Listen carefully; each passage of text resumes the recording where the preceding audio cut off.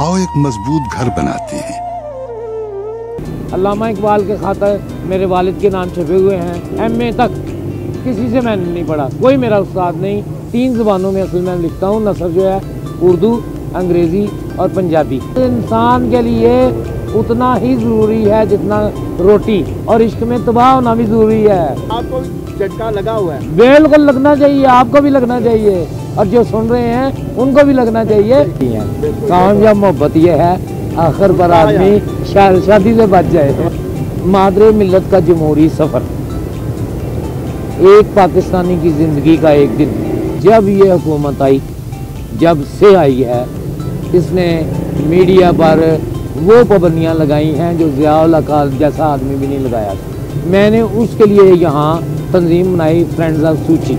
मेरी कितने मुल्कों के वज़ीर आज़म या वज़ीर ख़ारजा के साथ तेल कॉरस्पॉन्डेंस हुई इस मौजू पर। जब मीश किलो रहमान को पकड़ा गया तो असल में ये उसी का एक हिस्सा था। मैंने कहा कि यहाँ जो है मैं भूख हड़ताल शुरू कर देता हूँ। फिर मच्छर, फिर भी ये पीछे आप इस वक्त भी देख रहे हैं कीड़े जो है, क्योंकि कातलाना हमला उन्होंने किया था। अगर क्लब वाले ना आते तो वो भाग गए, अगर क्लब वाले ना आते तो पता नहीं वो क्या करते। पिस्तौल उन्होंने कहा जी ये ख़त्म कर दें, आप जितने पैसे कहते हैं हम देंगे। उन्होंने कहा जी ब्लैंक चेक लें आप। अच्छा। मैंने कहा ना मैं बैठने को पैसे लूँगा ना उठने को। शकील रहमान की रिहाई तक। जिस दिन वो आज़ाद हो जाएंगे आप ख़त्म कर देंगे? हाँ जी नाज़रीन, हमारे आज के प्रोग्राम के चीफ गेस्ट बहुत ही प्यारी शख्सियत हैं। ये शायर भी हैं, अदीब भी हैं, कहानी भी हैं। 14 से ज़्यादा किताबें इनकी शाया हो चुकी हैं और तकरीबन 100 के करीब किताबें जो इनकी पाइपलाइन में हैं। ये बहुत अच्छे शायर भी हैं और इनके जो कालम है वो बड़े मज़े के होते हैं और बड़ी उसमें इंफॉर्मेशन होती है। पूरी दुनिया के सहाफ़ियों की तर्जमानी करते हैं। आज हमारे साथ मौजूद हैं अज़हर मुनीर साहब। आइए हम इनसे गुफ्तगू का आगाज़ करते हैं। अज़हर मुनीर साहब, अस्सलाम वालेकुम। क्या हाल है आपका? ठीक है। अच्छा, सबसे पहले तो हमें आप बताएं कि आप अपनी इब्तदाई लाइफ के वाले से और सहाफ़त में आपका कैसे आना हुआ और शायरी कब से शुरू की? मेरे वालिद थे प्रोफेसर अकबर मुनीर, शायर थे फ़ारसी और उर्दू के और अदीब भी। अल्लामा इकबाल के नहायत करीबी दोस्त थे। अल्लामा इकबाल के खातर मेरे वालिद के नाम छपे हुए हैं। मौलाना ज़फ़र अली ख़ान के, सैयद सुलेमान नदवी के, बाबा उर्दू के, सर शेख अब्दुल कादिर के, बहुत बड़ी शख्सियत थे। तो मैं उनका बेटा जो है मेरा जो है पूरे जो है तालीम का है, पहले उसकी बात कर लें। मैं पूरे तालीम MA तक सिर्फ 6 महीने एक स्कूल गया हूँ बस। अच्छा। ना स्कूल गया हूँ, ना कॉलेज, ना यूनिवर्सिटी। MA तक किसी से मैंने नहीं पढ़ा, कोई मेरा उस्ताद नहीं।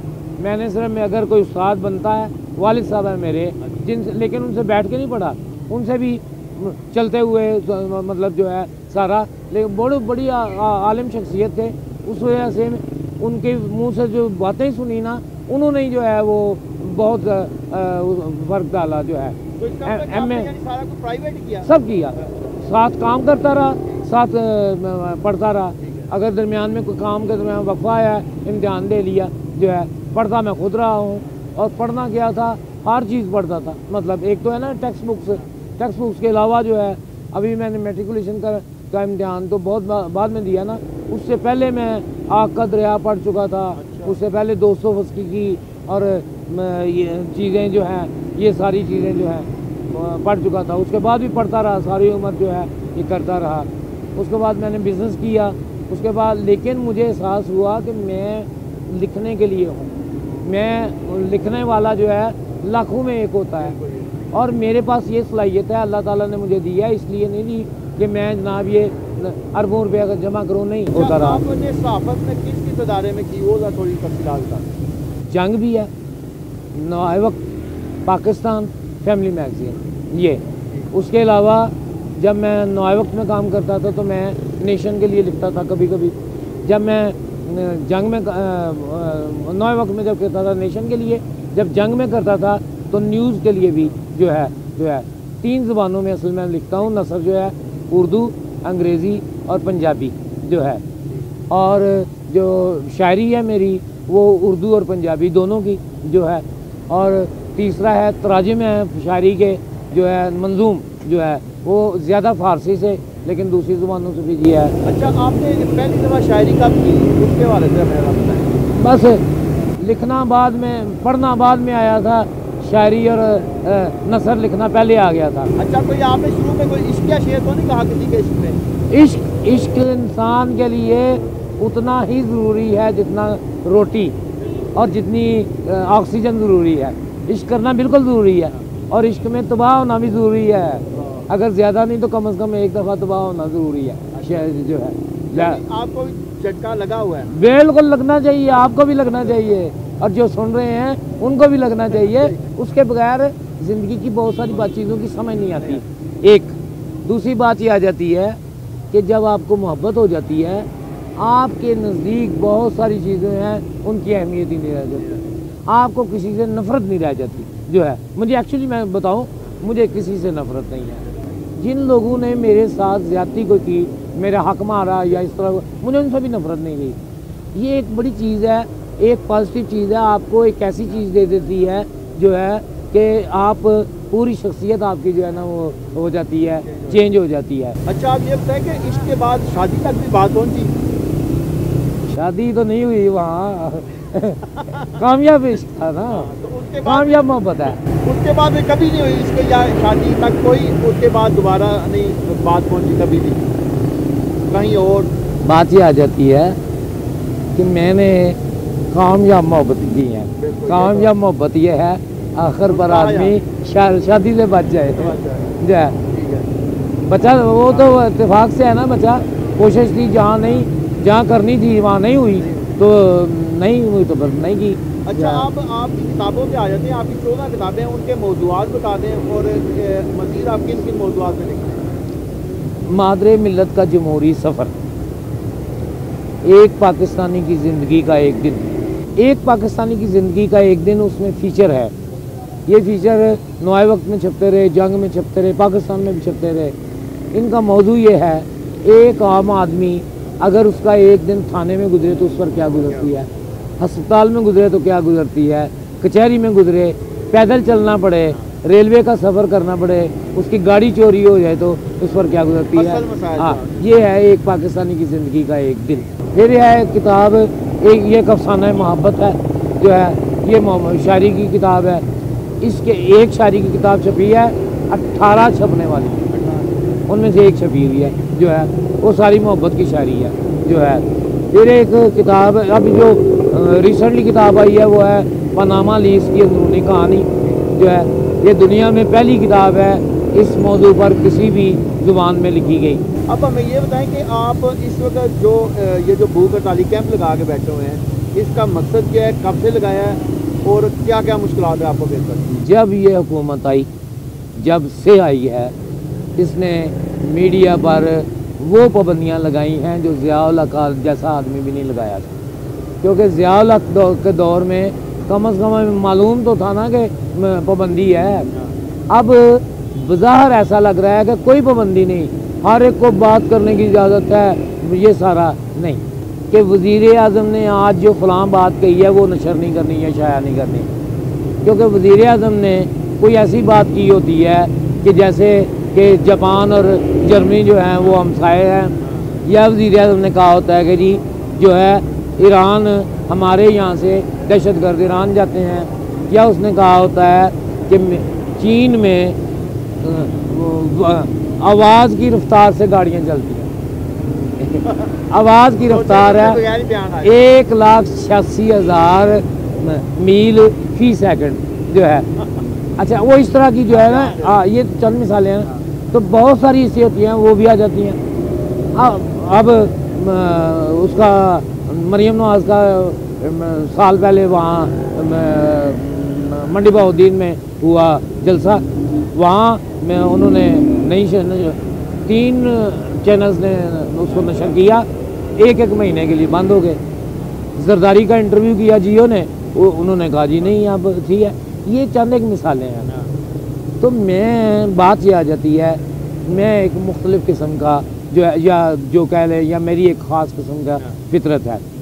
मैंने जब 90 में आंग सान सूची वहाँ जीती इलेक्शन और उसे जेल में डाला हुआ था, कैद में डाला हुआ था, मैंने उसके लिए यहाँ तंजीम बनाई फ्रेंड्स ऑफ सूची। मैंने यहाँ अखबारों में लिखा, मैंने बाहर के अखबारों में लिखा।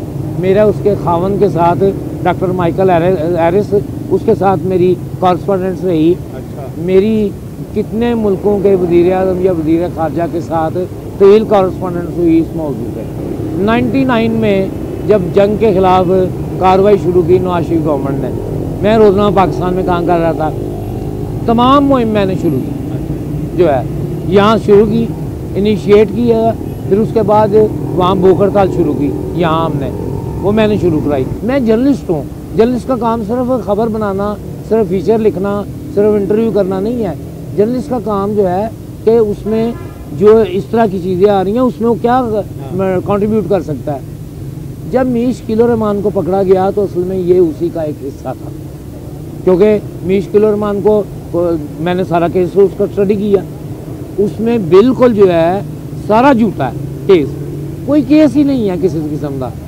और इसका मतलब ये बनता है कि शकील रहमान ने आज तक कोई टैक्स चोरी, कोई इस तरह का फ्रॉड किया नहीं है, वरना वो असल कोई केस लाते।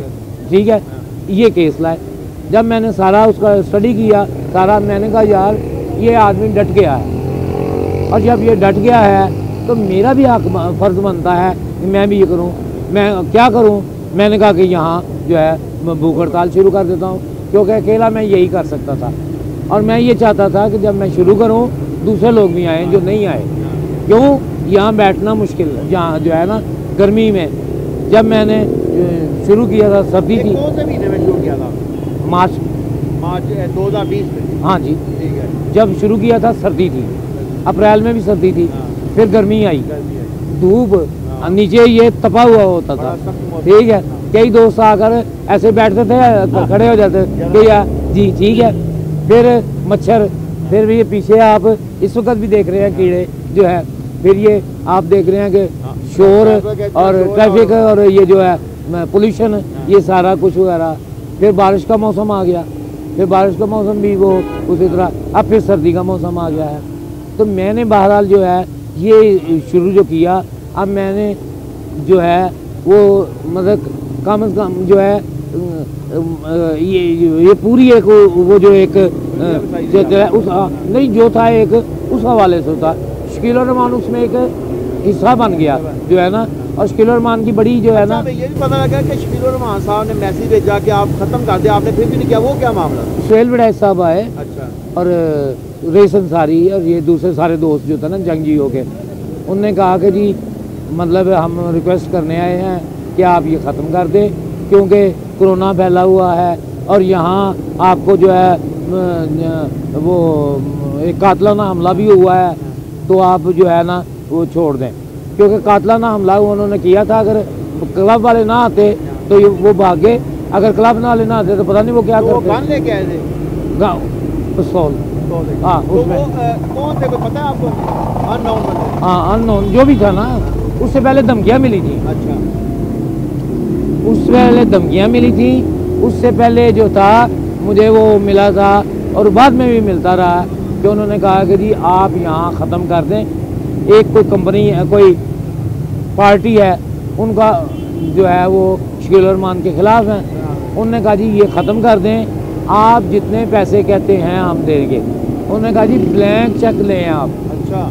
मैंने कहा ना मैं बैठने को कोई पैसे लूँगा ना उठने को, और अगर कोई साबित कर दे मैंने एक पैसा जो है लिया, दोनों में किसी किस्म का, मुझे जो मर्जी सजा दे जो है, मैं ना, क्योंकि ये काम मुफाद के लिए नहीं किया जा सकता। कौन मुफाद के लिए गर्मी में बैठेगा, कौन धूप में बैठेगा, कौन ये सारा जो है। रात को सोते भी दरिया?